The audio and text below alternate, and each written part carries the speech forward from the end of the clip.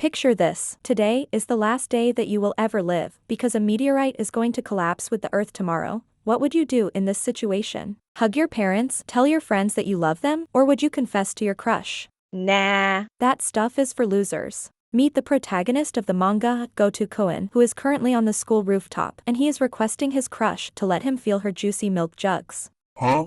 It turns out, according to the morning news broadcast, a meteor is going to hit the Earth tomorrow, which means it's their last day on God's green Earth.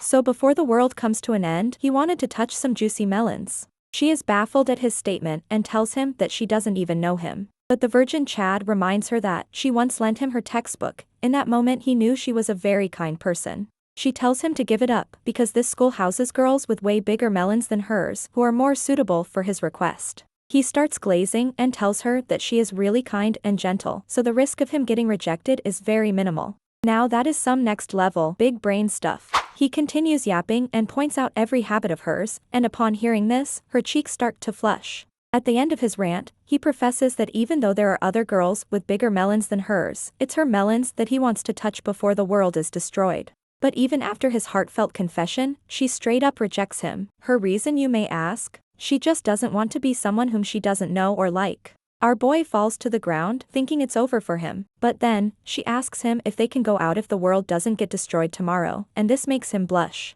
The next day. It turns out that the meteor which was going to hit the Earth veered off course, which means the Earth is safe and sound. Ruri-chan was reading this news on the phone and started regretting what she said tomorrow about dating Goto. That's because now she is going to date someone whom she doesn't even know very well. Plus, she already forgot how he looked, even though she met him yesterday. Like a G, Goto appears out of nowhere and apologizes to her about what he said yesterday. But in her mind, she thinks he is rejecting her because he thinks he can find someone with bigger melons than her. So she ignores him and walks past him. Before she could go any further, Goto makes a confession and tells her that he likes her. Meanwhile his cheeks are still blushing.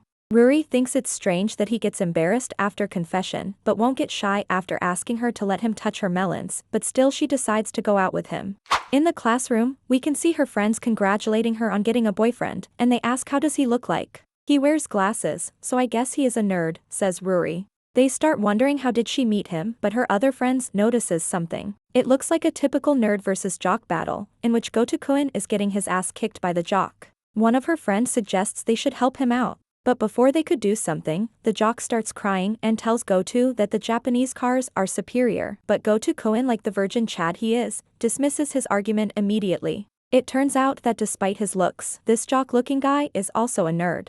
Upon hearing them yap, the girls start to wonder what language they are speaking. While walking together, she asks if he was talking about Pokemons earlier today. Nope, they were electric cars. Out of nowhere, she decides to tease him and asks, "Do you still want to touch my milk jugs?" And like a true man of culture, he says, "Naturally." She gets embarrassed upon seeing his conviction, and in that moment, she realized he is quite tall for a regular high school student. For confirmation if he is truly a virgin, she was about to ask him if he dated anyone before, but before she could complete her sentence, he instantly responds, "Never." After hearing this, she realizes that despite what he said yesterday, Goto isn't a bad guy at all. After some awkward silence, she looks at his hand, which is turned into a fist, and he looks nervous for some reason.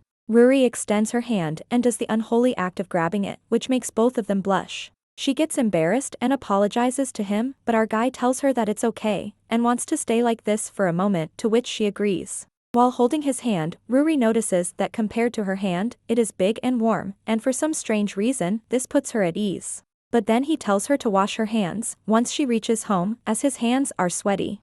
The next day at school, Goto brings out a bento box for her, and I'm not gonna lie, that stuff looks really oishi. She wasn't expecting much, but after taking a bite from his meat, the meat he brought for her, she was surprised at how delicious it is. After all, there is a Japanese saying, before you reach the cat of a girl, you first have to catch the girl with her stomach. NANI? She takes another bite from his bento box, and asks if he had any cooking experience prior to this. Nope, our boy is a complete noob at the art of cooking, but still, his culinary skills rival the likes of Gordon Ramsay. Taking a look at his hands, she notices they are full of cuts, but upon noticing her, he instantly hides them.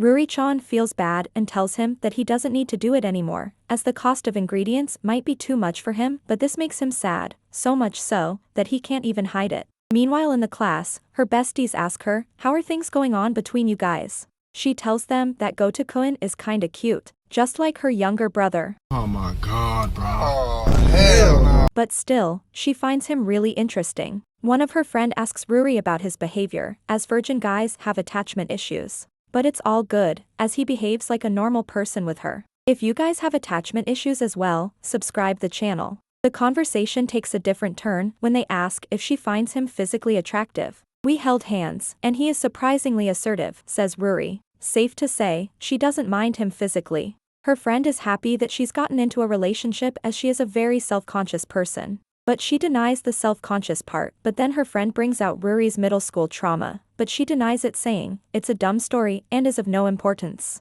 While she is gone, it is revealed that back in the middle school days, she was cast aside by her classmates, leaving her with no friends. Also, she was bullied because a boy, who himself was bullied, liked her but another girl liked that same boy as well, putting her in a strange love triangle. After a few minutes, Goto-kun enters the classroom and one of his classmates asks if he is going out with Ruri-chan. If I am not dreaming currently, yes, says Goto.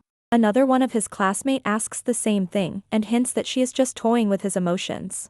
But Goto claps back at him, defending his girlfriend. Still, this dirtbag continues his yapping and indirectly calls him a simp. He further predicts that girls like Ruri-chan are immoral and not his type. Before Goto could go full berserk mode on this dude, Ruri chimes in and diffuses the situation. She also lets this dirtbag know that he isn't her type either, and Goto-kun and her are kindred spirits it seems. Shortly after, they leave the classroom. Meanwhile the girl from earlier apologizes on the guy's behalf, informing them about his loose screw in the head. While walking in the hallway, she thanks him about standing up for her. He tells her that he wanted to break that guy's teeth, but Ruri compliments him on his self-control because she doesn't like violence. But after all these years, she is used to it now. People use makeup to deal with assumptions made about their looks, says Ruri. But Chad Goto instantly lifts up her mood by calling her beautiful. This makes her blush, so he goes in for another strike. She blushes even more and thanks him for the compliments. The following day, Ruri and her friends are talking about their grades, but somehow Ruri can maintain her grades without even studying.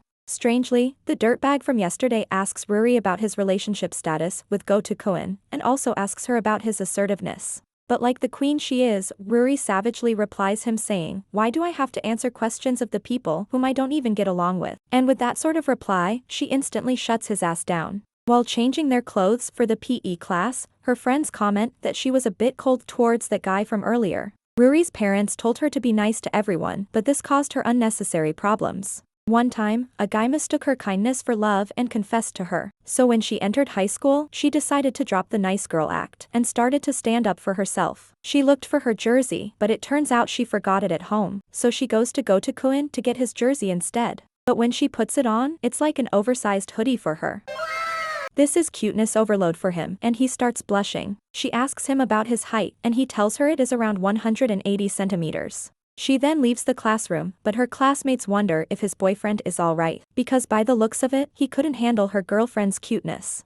In the next panel, we see the girls informing Ruri that his boyfriend gets made fun of by other guys, but she speculates it's because he is an otaku, and she is right on point. Her friends comment that they are starting to look like a couple now. They comment on his jersey, and how it should feel like he is holding her in his arms right now. This makes Ruri blush and she loses her balance. After the PE class, she returns to the classroom, apologizing to Goto for getting his jersey dirty. Being the supportive boyfriend he is, he doesn't care about his jersey and asks if she is okay. They go to the infirmary, and after seeing a bottle of disinfectant, he applies it onto her wounded knee. In a moment of tenderness, she recalls what she said about not wanting to be touched by someone whom she doesn't know or like. But for some reason, when Goto-kun does it, she doesn't mind it at all. She gets embarrassed after getting this thought and pushes him out of the room saying, it's time to change clothes. But when he got out of the room, we can see she wanted to hide her blush from him, hence why she wanted him out of the room.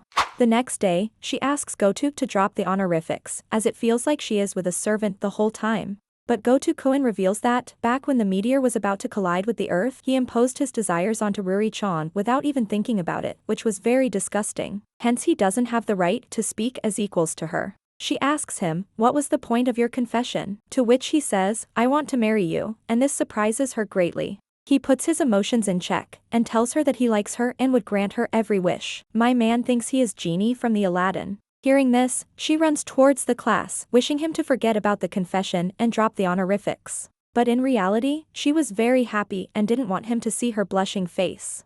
The following day, he brings out a paper stating that he would do anything that Ruri says. I was thinking Goto is a Chad, but he turned out to be a total simp. And it turns out, Ruri couldn't believe it as well. But after looking at the paper, she notices that his full name is long and quite hard to pronounce. With a sad face, Goto tells her that his last name used to be different. In a memory from the past, it is revealed that his mother was an alcoholic and named him after a random character from a movie that was airing on the television. Your name doesn't have any meaning, similar to you, said his mother. Hence it is a very painful memory for him. But Ruri distracts him, saying it's cute to have a flower's name integrated in your actual name. She then tells him that he can call her Ruri, which he finds really cute, and then she goes back to her class. After the school, it's their first time going home together through a train. But for some unknown reason, the train is more crowded than usual, and he ends up getting pushed into Ruri. She tells him he can get closer if he wants to, but he gets shy and tells her he's fine.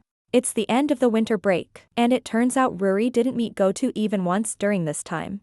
So the next day, when they go to school, she apologizes to Goto-kun for not meeting him during the winter break. On the other hand, Goto tells her that he missed her dearly. So as an apology, she gives him a souvenir saying, let's go on a lot of dates this year, and walks off to her class. Seeing how cute she is, Goto-kun can't handle it and pops a squat, wondering if she is an angel.